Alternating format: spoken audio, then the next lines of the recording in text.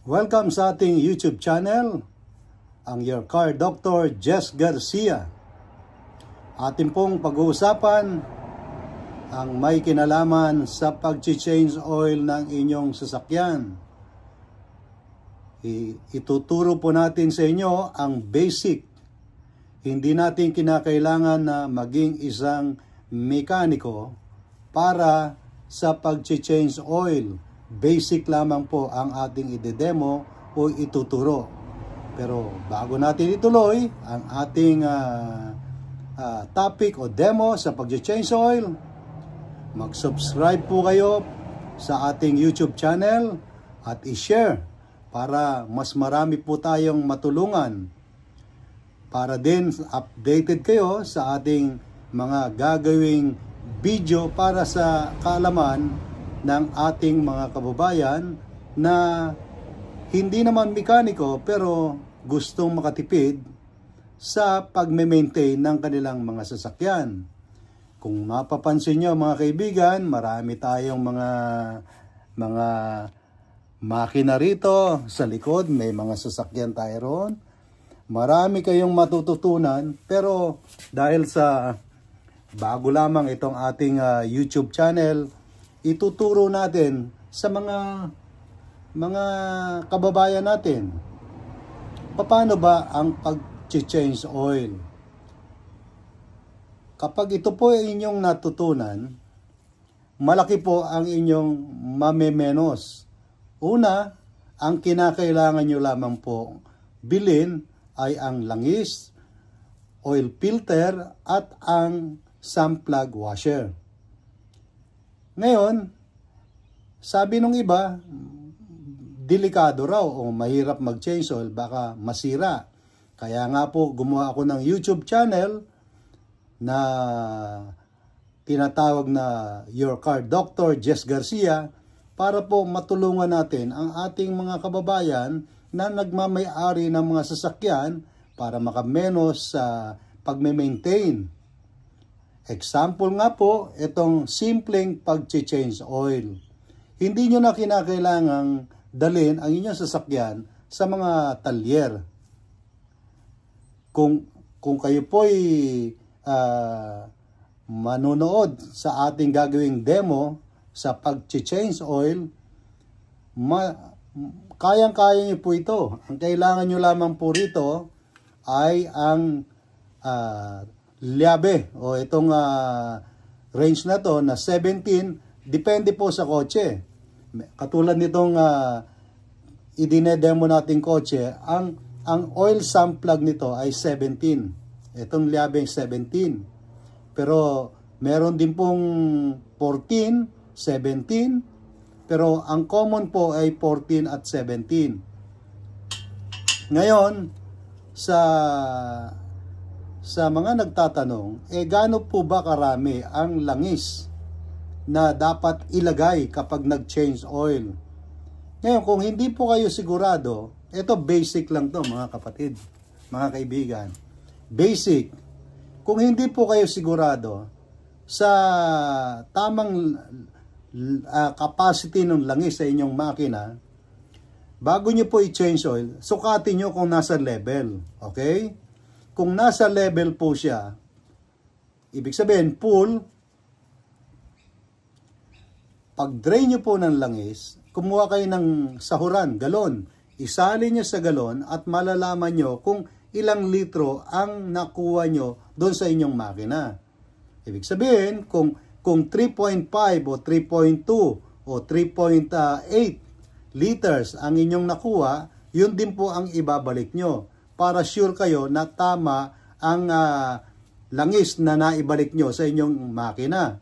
Pero make sure nasa level. Kasi kung nasa low level at dinrain nyo at ibinalik nyo, yung pa rin, kulang pa rin siya. Kaya make sure, bago nyo po i-drain, make sure level para alam nyo na pag ibinalik nyo, same capacity ng langis sa makina. So, nagkakaintindihan po tayo dyan. At make sure nasa level ang parada ng inyong sasakyan. Hindi pwede yung nakatingala o nakapababa kasi ang level ng langis hindi pantay. Make sense? Ngayon, umpisahan natin sa oil filter. Okay? Ito po ang oil filter. Ang mga sasakyan, minsan, ang oil filter na nakapataas. Ang iba naman, nakatagilid. Okay? Mapapansin nyo rito, sa oil filter na to, merong O-ring, yung gasket. Okay? May gasket yan. Kapag tinanggal nyo ang lumang oil filter, make sure na ito ay hindi naiwan dito sa ilalim. Okay? Kasi pag ito naiwan, nakadikit dito, at nagpalit kayo ng bagong oil filter, magdodoble ang oil seal. Yung O-ring niya magdodoble. So, pag kinabit nyo yan, magkakaroon ngayon yan ng oil leak. Okay? So, yan mga kaibigan, titignan nyo, sisiguraduhin nyo na itong lumang O-ring ay nakakabit sa lumang oil filter. Hindi siya naiwan na nakadikit. Okay? Simpleng-simple. Ngayon, may nagtatanong, pwede bang lagyan ng langis ang bagong oil filter? Pondohan. Pwede po yan. Pupondohan nyo. Depende sa oil filter. Kung ang oil filter ay nakatingala o paakyat ang kabit, pwede. Pero kung tagilid, hindi pwede. Kasi matatapon yung ipopondo yung langis. Make sense? So, hindi pwede. Kung pangkabit nyo ay pailalim, pwede siyang pondohan. And then, etong O-ring na to, babasain nyo lang yan ng langis para dumulas. Ngayon, ang tanong, paano po ba ang tamang paghihigpit? Okay? Ang tamang paghihigpit, ikabit nyo yan. Yan. Saan ba yan? Yan. Ayan. Ikakabit nyo yan. And then, humigpit na. Ayan, humigpit. Ang tamang higpit nito, mga kapatid, mga kababayan, ay hand tight. Hand tight lang yan. Yan. Kapag na hand tight nyo na yan at tingin nyo hindi na gumalaw, yan. Okay na yan. Okay? Hindi nyo kailangan puwersahin yan kasi posible na ang O-ring ay mapunit. Kaya hand tight lang yan. Yan. Okay? Ngayon, dumako tayo dito sa drain plug. Ito po ang drain plug. Dito yan nakakabit. Dito. Yan. Okay, ito. Ito ang oil pan. Okay? So, every time na tayo po ay mag-change oil, itong sump plug na to, meron niyang washer. Ito, washer. Kinakailangan pong magpapalit tayo ng washer, itong flat washer na to, dito sa sump plug, every time na mag-change oil tayo. Magpapalit po kayo niyan.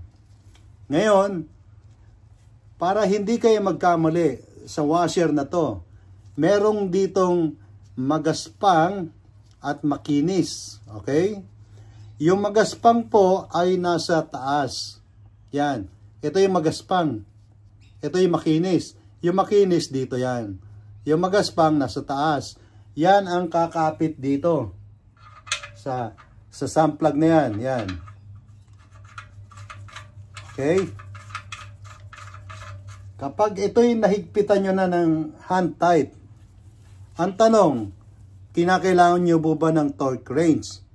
So, kung tayo ay gagawa lamang sa ating bakuran o sa ating garahe, hindi, katulad ng sinasabi natin, hindi natin kinakailangan maging mekaniko. Basta tama lang ang procedure na gagawin natin.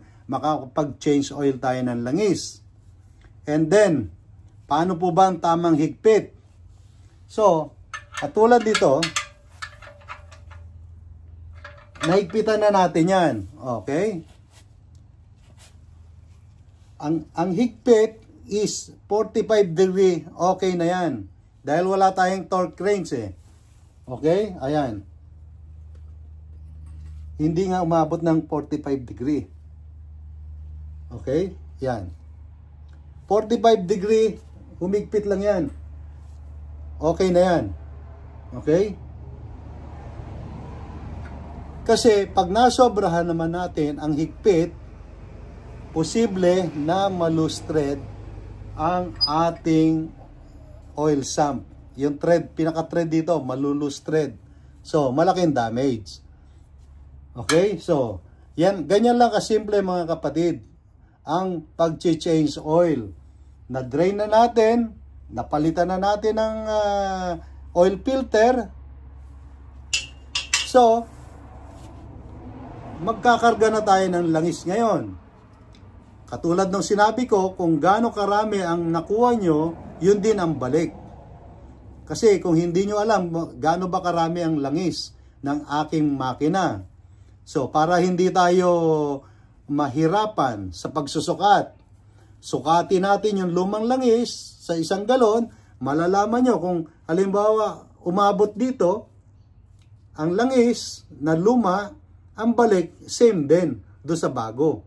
Para hindi tayo magkamali na kumulang o sumobra. Ganyan lang kasimple mga kaibigan ang pag-change oil. So, makakamenos kayo ng malaki dahil hindi nyo na kailangan dalhin sa talyer para magpa-change oil. Basta sundan nyo lang yung dinemo natin. Hindi kayo mamamali, basta sundan nyo lang yung dinemo natin sa pag-change oil. And then, ang kailangan nyo lang, bumili ng langis, oil filter, at sump plug washer. So, malaking menos na yan. Eh, kung nagbabayad kayo ng mahigit 10,000, imagine niyo parts lang ang bibili nyo. Kayo na mag-change oil. Ganyan lang kasimple, mga kapatid, ang pag-change oil ng inyong mga sasakyan. Yung mga makina nyo. So, katulad ng sinabi ko, ang ibang sasakyan, ang oil filter, nakatagilid. Ito, pataas. Yung iba, tagilid.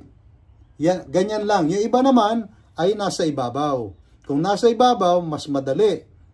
Pero ito, katulad nito, nasa ilalim, kailangan mong lumusot sa ilalim. Kung nakatagilid naman, depende yan kung mayroong room para pag yuko mo dun sa engine bay, makakapa mo na yung oil filter. So, basic lang yan mga kaibigan, ang pag-change oil. Sana, nakapagbigay tayo ng aral sa inyo about sa pag-change oil.